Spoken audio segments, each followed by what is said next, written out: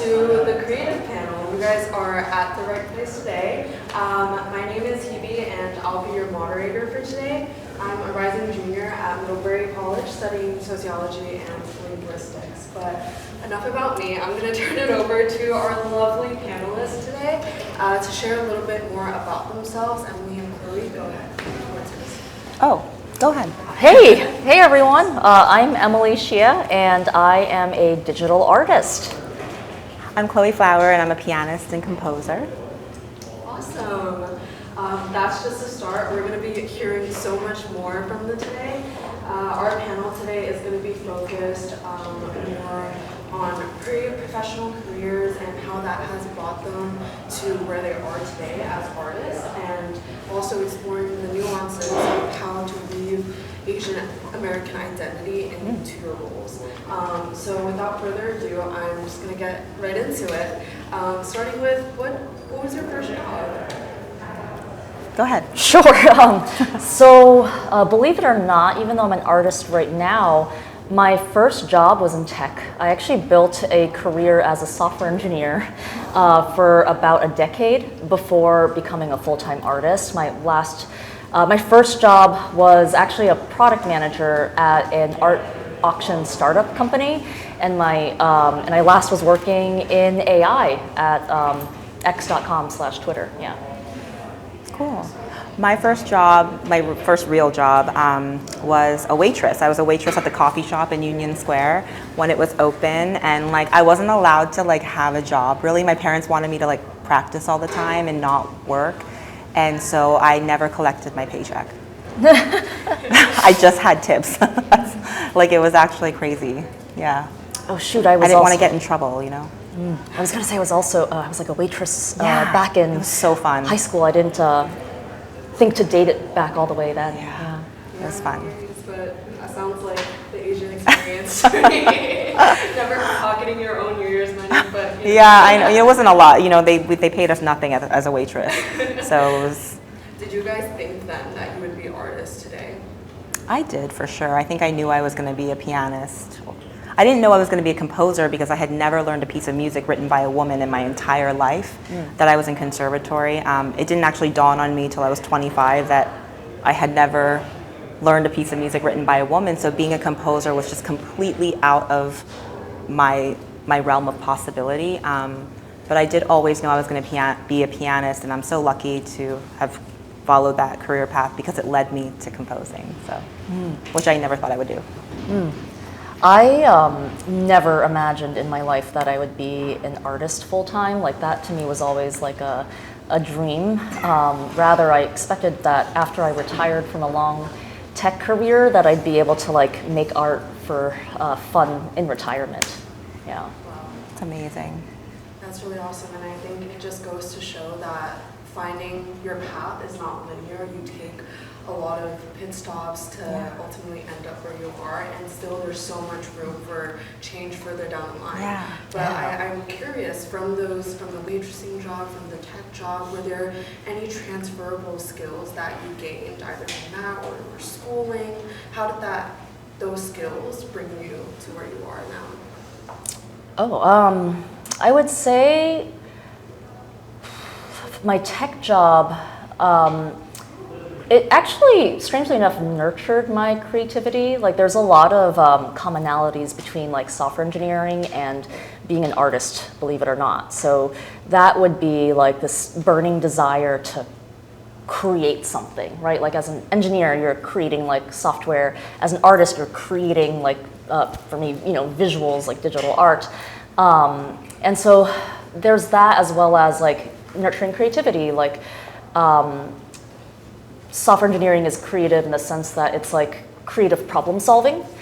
And lastly, I think in high school, the most transferable skill set was probably, I did speech team actually. And that helped me later on as an artist because you have to talk about your artwork, present, give speeches, give panels all the time to build your profile as an artist. And I also took a class in Adobe Illustrator and Adobe Photoshop, and that directly helped me as an artist in ways you can imagine. Wait, what was the question? Sorry. Transferable skills, anything that you gained from either schooling, Oh. racing, early Oh, okay. jobs. Yeah. I think, okay, so my first job that I didn't get paid for wasn't waitressing. I was a volunteer at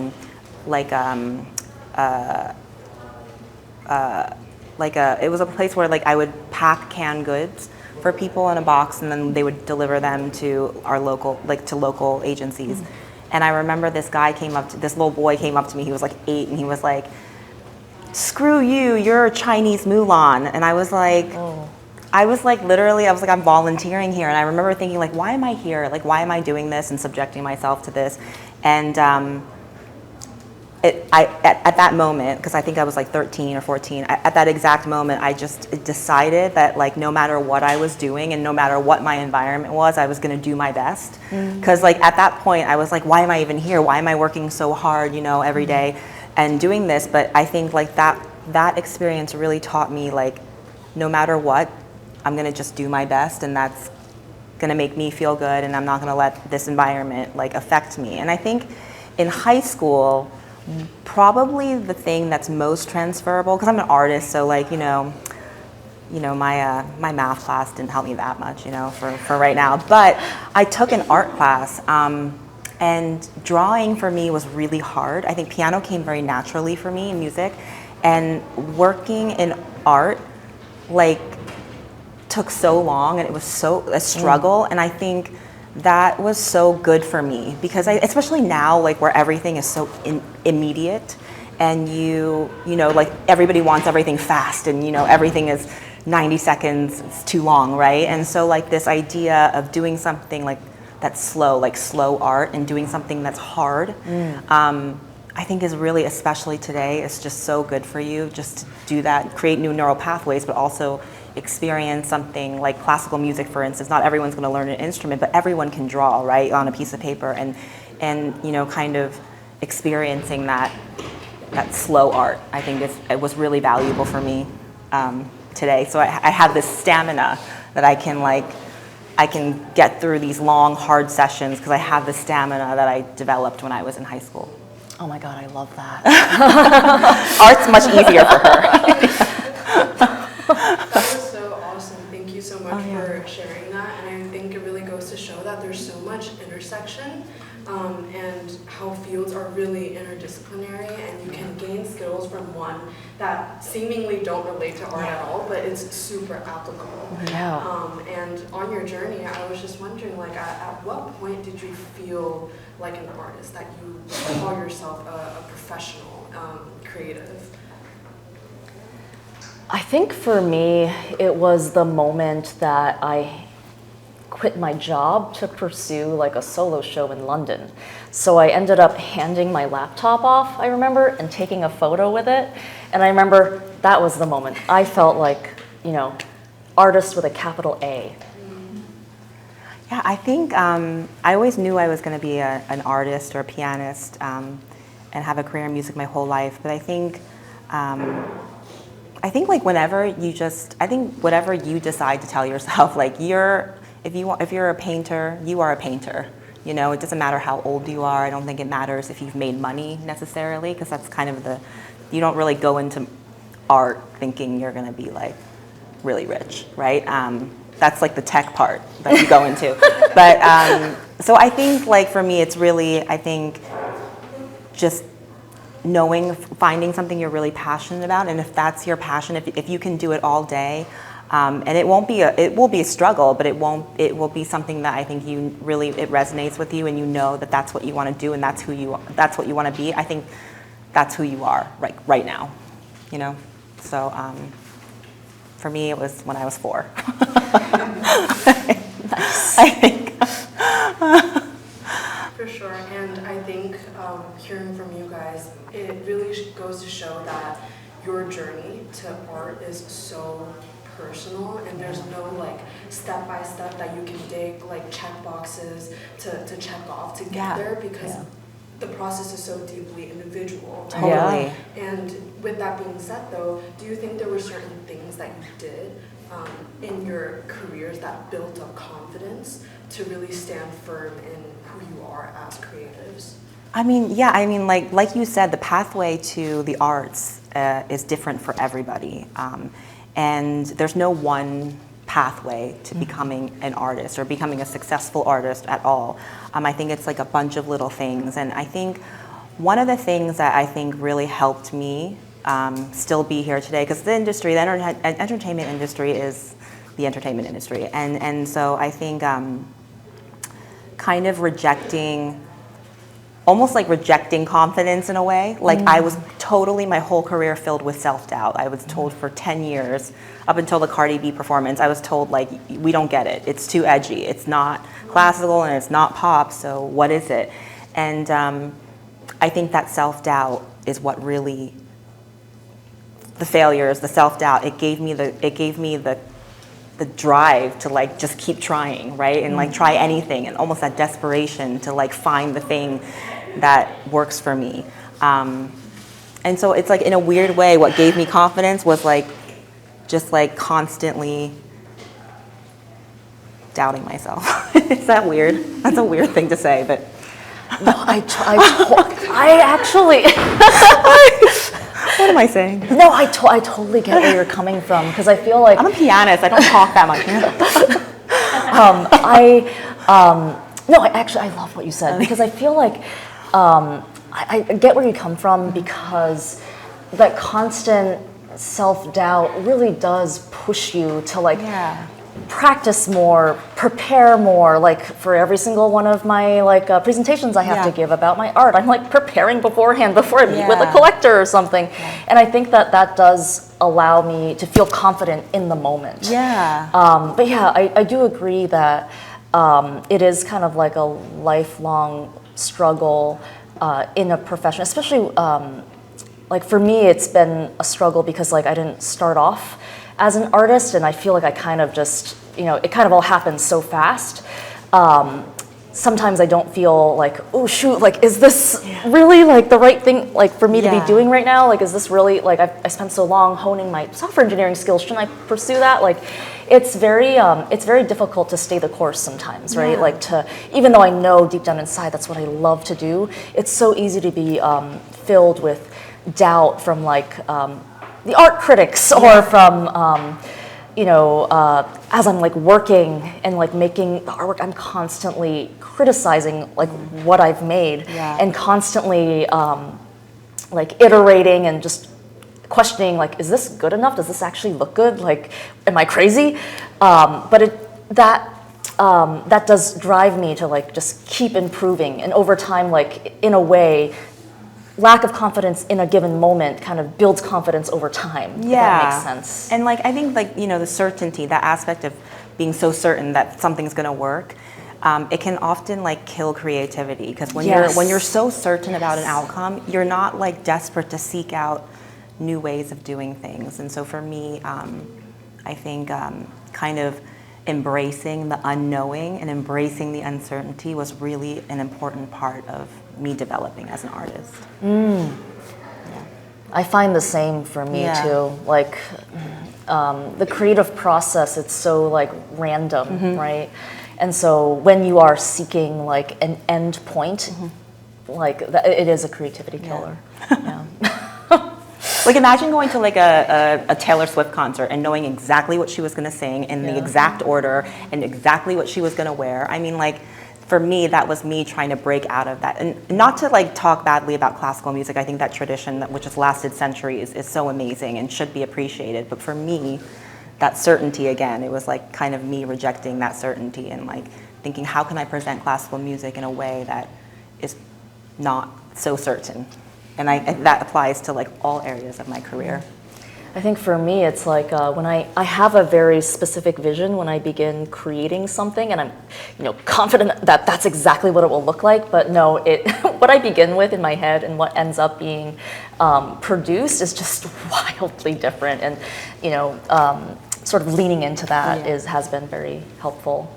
It's like there's confidence in leaning into the uncertainty. Right? Yeah. Makes sense. That's really beautiful. Thank you guys for just being open, honest, and transparent about that, because I'm sure everyone in this room has experienced imposter syndrome, doubting. And I think just naming that and taking ownership of it to fuel yourself later down the line just really speaks to all of us and recognizes that that's also part of the process. And you've already touched on this, but I would love to know, what are the challenges that you guys face as artists, along with the psychological aspect of doubt, uncertainty? I was like, I'll go. I have so many challenges. I think the biggest challenge for me right now in this climate is kind of this tension. I think as artists, we always have this tension between what we want to create as art and what is going to be commercially successful to support us. And so that's been the biggest tension for me. And I think it's still a struggle all the time. Like I want to, I can't write anything for TV that's more than 3 minutes and 30 seconds. And in classical music, it's like I don't even have time to like get to where I want to get often. And so I think that's been the biggest struggle, but it's also a beautiful thing. I think, again, like it allows me to like step outside of my comfort zone and create something that I think people will like, but also I think it's really important when you're in that struggle to really know who you are. And when people doubt you, when the critics say anything bad about you, it's going to happen. But as long as you know who you are, that will be the thing that guides you. And people, critics, like, they don't know. They're always behind, what I mean? They're always behind. So don't listen to, just know who you are. And I think that's really the most important part about being an artist. I really resonated with what you said about like the tension between commercial success versus what your creative vision is. I found that really difficult when I switched from like art being this huge hobby of mine that I did in my pastime to like art as a full-time job. That pressure, that tension of like what you make now is like your income and like ability to live day-to-day life depends on what you're creating. It actually changes the dynamic. So if I had to be honest, I would say that like it makes art making a little bit more stressful for me. There's it's beautiful being able to create to like be able to do as my career like my passion, but it does change the dynamic. But I would say another challenge that I face from a purely like very realistic standpoint is also time is my enemy, I would say, in that the amount of time I actually get to spend on the art itself is kind of a fraction of the overall picture, because there's just so much that goes into the day-to-day workings of keeping yourself like afloat and visible and building your profile as an artist. So I'm spending a lot of time talking to collectors, coordinating and chatting with gallerists, talking to art handlers, chatting with collectors, attending events, giving speeches or panels, or writing about my art. There's also taxes, which you will all soon understand. She went to taxes already. Well, it's just like just a lot of admin work, very boring for me at least. But you have to handle them yourself if you're working, for yourself instead of for like an employer. And like bookkeeping, you have to do all this stuff. And so like what I really want to be doing day to day is like my art, but a lot of my day actually is spent doing all this other stuff. So that is like a very true reality, but in the end I find it worth it, for me at least. Like in the moments that I do get to make art, let's say it's like 30% of my time, it's like amazing. It's just so fun, yeah. For sure, and there was a panel right before this about preserving authenticity, and that really reminded me of just working within this context of trying to balance what's going to be received well by the public versus your personal creative ambition, as well as managing time crunches where not everything is about the art. How do you guys preserve what's true to you, to your inner self, and how do you balance the stress of facing those challenges? to touch on what you were talking about earlier, I think a lot of us as artists, especially with this new social media being so relevant to culture and just to getting jobs, it is hard, like, you know, going to meetings, and oftentimes when you're in the zone, you might not want to leave your space, whatever art it happens to be, and go do a meeting about, you know, a performance or something. But the way that I deal with that, because I deal with it a lot, I just imagine myself, maybe called reframing, I don't know. I get like, I'm like, oh, I have to go to this meeting. Like I had to do one yesterday, and in the middle of my session in the morning, and I put myself in the place of someone who doesn't have that opportunity, and I'm like, okay, I am so lucky because there are a million people who would kill to have this meeting with this person and be able to talk about their art. And I think that's a really positive way to deal with those stresses, because if you just reframe it and you look at it as an opportunity and as something to be grateful for, I think that's really helpful. And you can kind of apply that to many different scenarios, I think. Did I answer your question? I don't even know. Okay.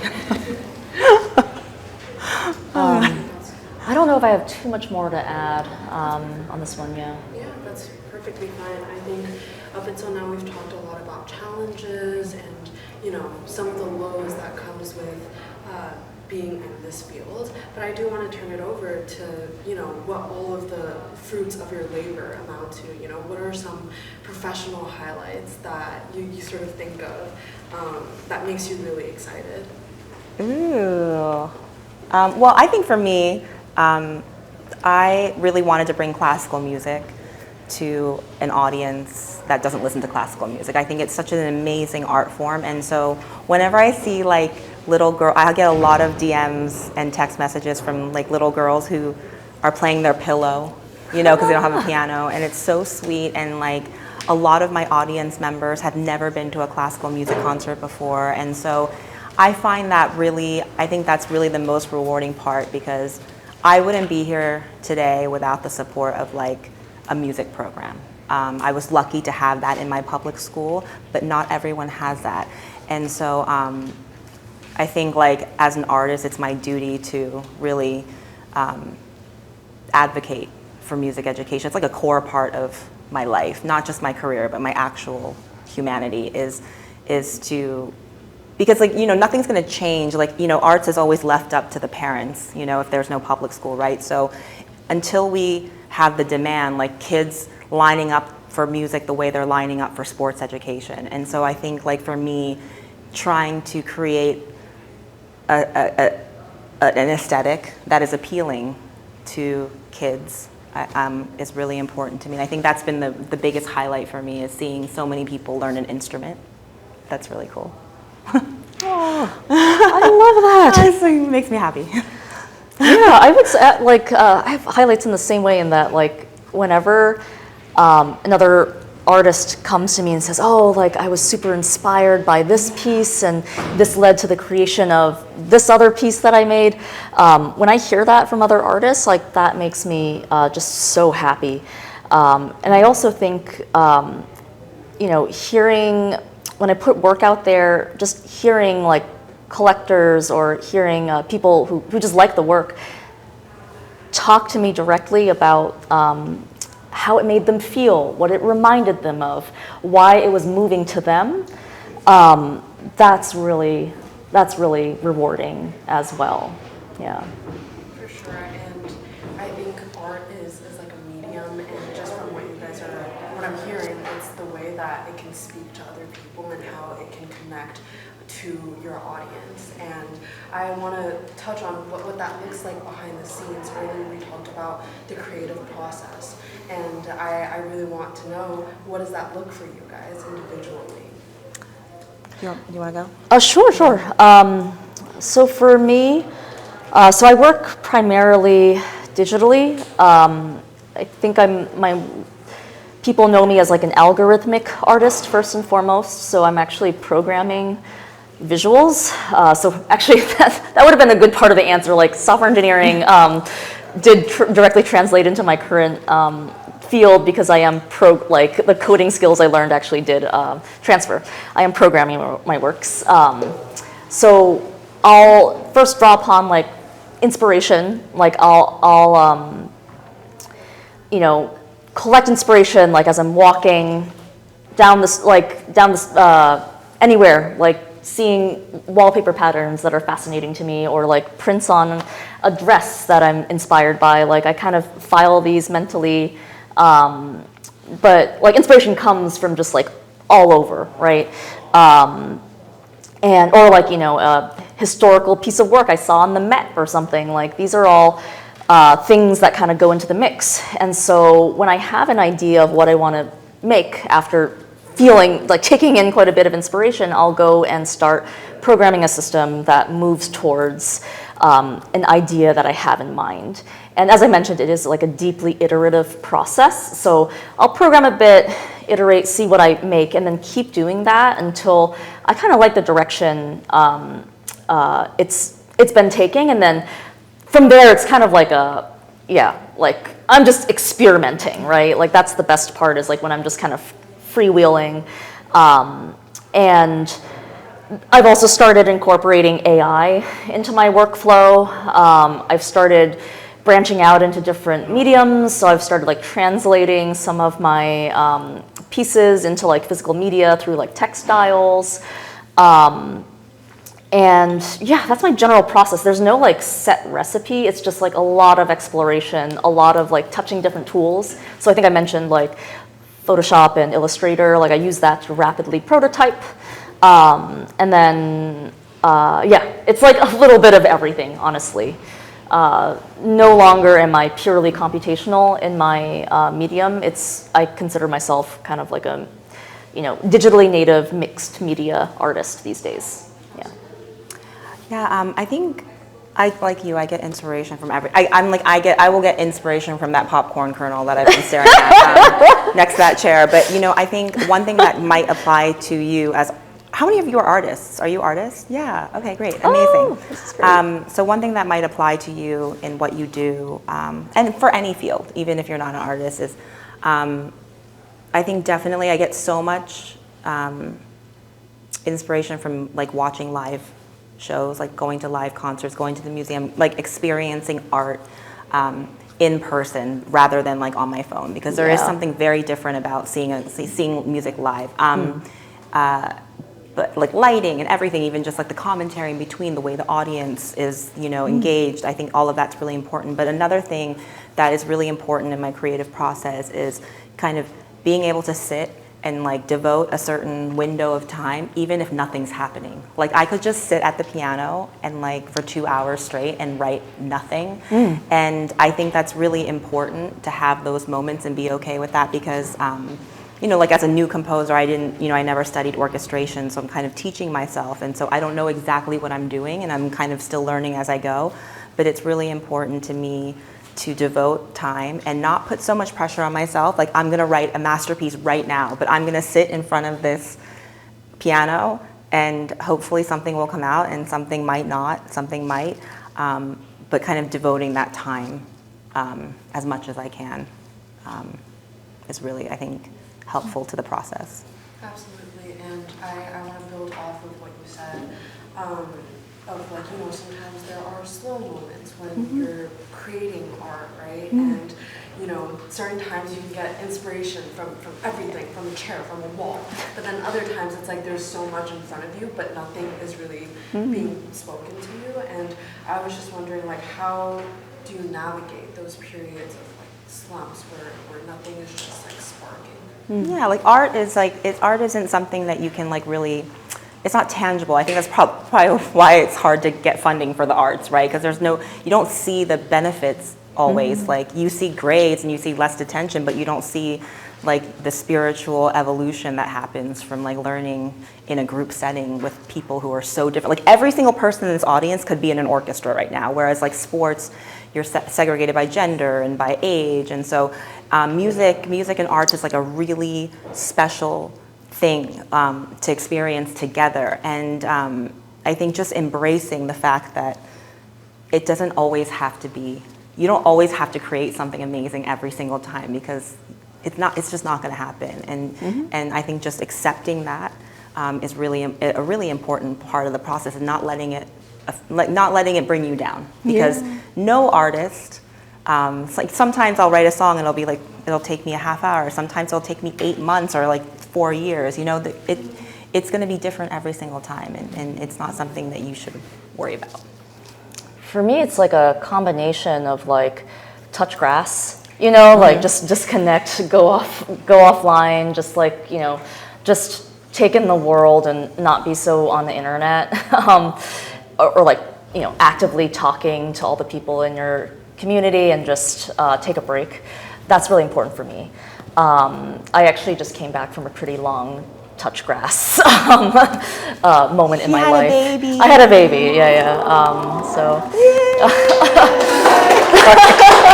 I'm a stage mom. But what you were saying also, like earlier on about, you know, how you sit there for like 2 hours and not compose anything, having like that dedicated time every day to see some sort of progress is helpful for me. Like, you know, I do bang my head a lot over like in these like sessions where I have it in my Google Calendar to like, for this 5-hour chunk, I have to work on something. That actually does help. But if you do that too much, you do burn yourself out. So that's when the touch grass comes into play. So it's a combination of knowing like when to lean in and like lock in, and when to just like step back. And that is like an intuition that develops over time. Because I think like towards the beginning, especially as you know, when I just began my art career as a full-time artist, I really locked in and kind of burned myself out a little bit, and that sets you back. And also, like, whatever you're doing as a career, I know a lot of you aren't artists, but whatever your future profession might be or your passion might be, I think connecting with other people who have that same passion is just so helpful, to hear their opinion, but also just to get new ideas from people who have the same passion as you is really, I think, has been really, really helpful for me. Thank you guys so much for just touching on slower periods of the art making process. I want to pivot a little bit to talk about the intersection of art and identity. Many of you might already know that Apex is an organization centered towards uplifting Asian American youth, and I was just wondering, in your experience, how does being Asian American shape your professional careers as artists? Do you want to go first? Sure. Or do you want me to? Okay. I think like pretty directly, because a lot of my artwork is exploring my Asian American heritage. I kind of grew up in rural Maine, where my brother and I guess my family, we were one of very few Asians in town. And so I had this like difficulty with my heritage growing up, because on one hand, I really wanted to assimilate. I lost my ability to speak Chinese simply because I refused to speak it. It's one of my biggest regrets to this day, because I so badly wanted to fit in. You know, in my art, I find ways to reconnect or explore my roots. So oftentimes I'm just exploring like symbolism in Chinese culture. I have an art project where I'm exploring Chinese like characters and how you know what that has kind of meant to me. I think a lot of the works draw on like woodblock, which has like originated in China and kind of made its way through to Japan, and that aesthetic has been pretty central to my work. The motifs, everything, like my heritage is like, my artwork is how I kind of have explored my identity and heritage. And it's been like so meaningful and rejuvenating for me. Like as an adult, I've really gotten to appreciate my Chinese culture in a way that I wasn't able to as a kid. Like now, all I want to do is, go eat Chinese food, hang out with my parents, go through, like, for my wedding, I had like a traditional Chinese wedding in addition to like a traditional Indian wedding. I married like an Indian man. Yeah, so it's been huge for me, yeah. That's a powerful intersection of weddings there. Yeah, a lot of traditions, yeah. Yeah, for sure. I think like you, I grew up in an all-white town, and I was the only Asian. I was one of two Asians actually in my school, and so I think, like you, I saw that as, not fitting in and kind of being different than everyone. I saw that as a negative thing, but I think as I grew up, I realized that it's actually a superpower. It's kind of made me who I am as an artist today, the not fitting in. And I didn't fit into classical music. I was like too edgy. I dressed too much fashion. And so I was told like no one would take me seriously if I'm dressed too fashion. And I think as a composer, I was always a pianist, but then when I wanted to start writing music and composing and producing, I was like prepared mentally. Like I was like, I don't fit in, I never studied this thing, but I'm gonna try and I'm gonna go for it no matter what. Because in classical music, being 30 and writing music is like the crypt keeper. You're like so old, like, but it's not, it's like there's no, age is just a number. Like my mother went to art school, she studied organic chemistry, and then in her 40s decided to go to art school. And I think that was really inspiring for me. But as an artist who's Asian, again, I said earlier, I had never learned a piece of music written by a woman, but I also, there hasn't been the repertoire of Asian female composers, even male composers. And so that really inspired me to want to become a composer and show other Asians that, we're not just in the orchestra. We can be conductors, we can be composers, we can be soloists, we can just be in the orchestra. But like, I think it's important for me as an Asian American to show that we can do these things as well. Yeah. Your stories are so inspiring. Thank you for sharing that with all of us. And I think it really speaks to, identities outside of being Asian American. It speaks to just, being a minority in a space that is dominated by other majority groups. And I want to follow up on that. Within being in those spaces, how do you guys take the space and create community for yourself and others? I mean, like I said earlier, I think, finding people, and I think social media is actually great for that. Like I've built such a strong community of Asian friends and from my social media. I think if you're using it in the right way, it can be really helpful. And finding a community of people, like I surround myself now with female composers, so like, I think that's really, really important for me. Yeah, it's, I'm going to be honest, like I feel like there's not a ton of Asian American artists, like visual artists at the very least. So I have like a couple of friends, and that's a strong community for me. But, I'm sad to say it, and I think part of it is because, like, at least for me, like, I'm an immigrant from China. My parents, because they're immigrants, kind of very much valued this, like, they immigrated all the way here to the US for better opportunities for their children. So the idea of even being an artist is kind of like sacrilege, right? Like they wanted you to pursue the traditional path, like go to college, study like a good, engineering, like be a doctor, lawyer, engineer, and, live a stable life. And so I feel like because of that, sadly enough, we don't see enough Asian in the arts, in the visual arts at least. And I mean, aside from that, I also think that there's like an underrepresentation issue through through also the selection process, but that's like another can of worms to discuss another day. So I feel like when you do find those few in your community, really hold on to them and value that, because like their input, like their perspective, it resonates with yours so much. You can talk to them about anything and they understand where you're coming from. But yeah, building a community is also, it's just like spending a lot of time with people, right? Like just really getting to know others, and like building that, like those long-lived friendships, yeah. Yeah, and you're not going to necessarily, like, it doesn't have to be people who do what you do, because I get a lot, like, I became friends with so many Asians in fashion and in photography and things that are kind of peripheral to what I do, and you're going to learn a lot from that.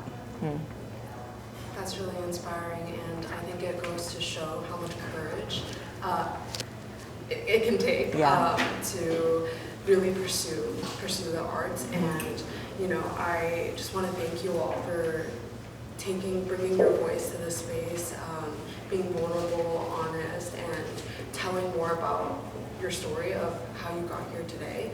I'm going to turn it over to our audience now to ask questions to our lovely panelists. I know Emily mentioned about using AI in your work. What are your thoughts on like AI in of itself within like the creative process? How do you use it to like streamline your process or like integrate it within your artistic process? Because I know that it's a very contentious issue within the artistic community, and I'm just really curious as to what your opinions are on that. Yeah, that's a really great question. Christina, is that Christine. your? Christine, okay, sorry, I couldn't see far enough.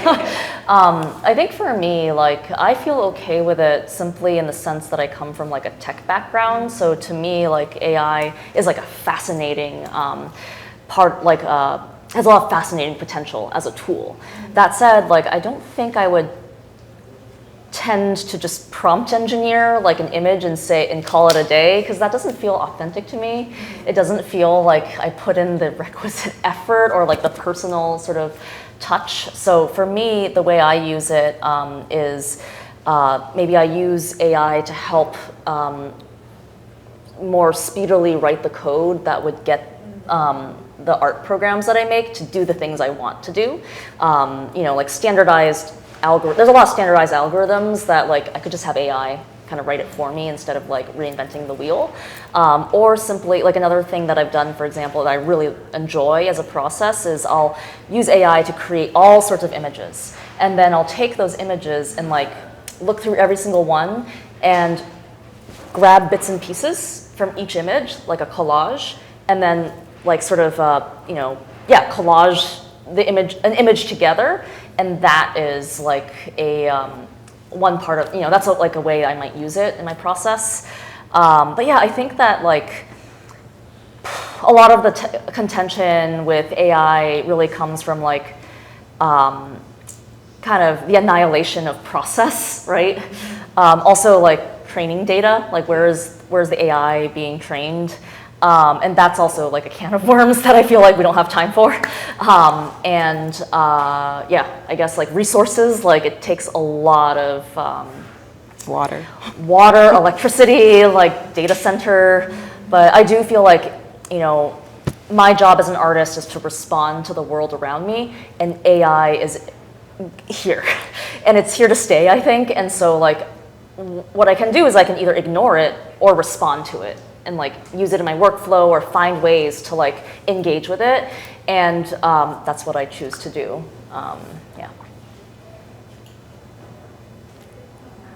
That's a great question. I have a question. So what college or university did you go to, and what major? I did. I went to Harvard. I studied both. For my bachelor's, I did art history, or history of art and architecture is the name of the discipline. And then I also went there for my master's, and I studied computational science and engineering.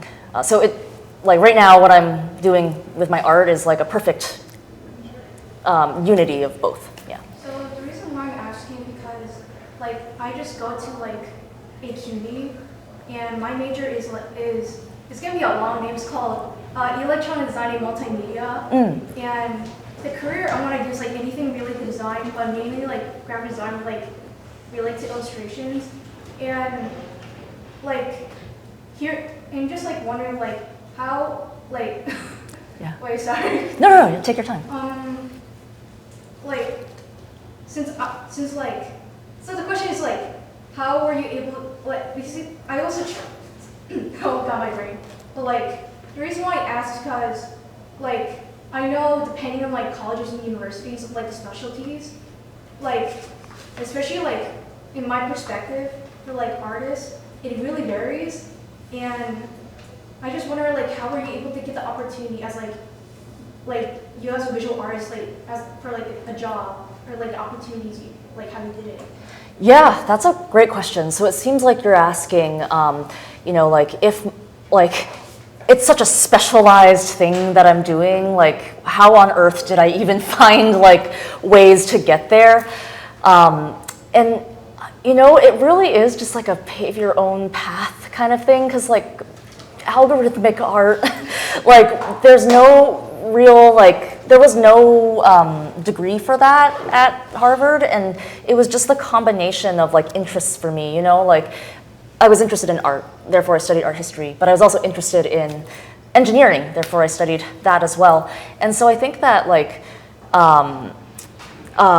just being super interested and sort of paving my own path led to that. And I would say a lot of it is also just putting yourself out there. Like if there's no set path, you have to just like put yourself out there. So like while art, like this kind of art was a hobby of mine, I basically spent the entire time like as a hobbyist posting about my work. Like every single time I like made something, I put it on the internet on like x.com/Twitter. Like that's where most of my, like I built like a following over the years, and it simply, that just snowballed. And so I think that putting yourself out there, no matter how it's received, has been like key to like paving such a non-traditional path, yeah. And then when opportunity does come, just seize it, you know, like just ride it out as much as you can. I'm just worried because of like, especially with AI and just like, Yeah.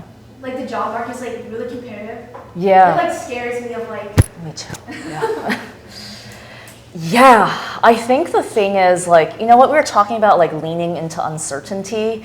I think that's the only thing that we can do in this environment with AI revolutionizing everything as we know it. Like software engineering, like 5 years back when I was doing it, was one of the most steady job career, like careers that one could do. That all annihilated within like a couple of years.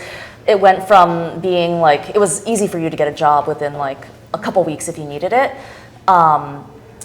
So yeah, but like, you have to lean into uncertainty, I think, simply because no one can predict what's gonna happen with AI at all. And so just put yourself out there and like the world will come to you. Like things will work out, I feel, yeah. I would just offer a quick suggestion. Find something that's going to pay the bills while you work on your own interests as a hobby, and then build on your hobby. Okay? That's usually like the best way, because while you aren't getting paid for your hobby, you're creating your portfolio for yourself. That's what you did. Yeah, that is what I did. Very different from what Chloe did. Very admirable path, but very hard.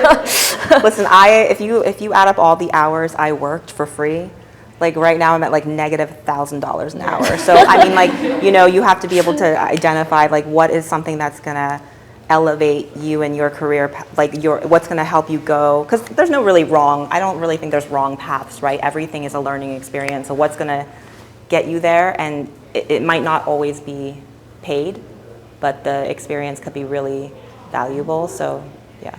But you gotta eat. But also, yes, yes. I mean, I think, yes, both are true. On that note, I just want to thank you guys so much for your time, showing up and sharing your stories. This path can be, you know, vague and, you know, uncertain for many people, as you all have shared. So thank you so much for being here and shedding a little bit of light, a little bit of certainty for our audience. today. Thank you. Thank you so much.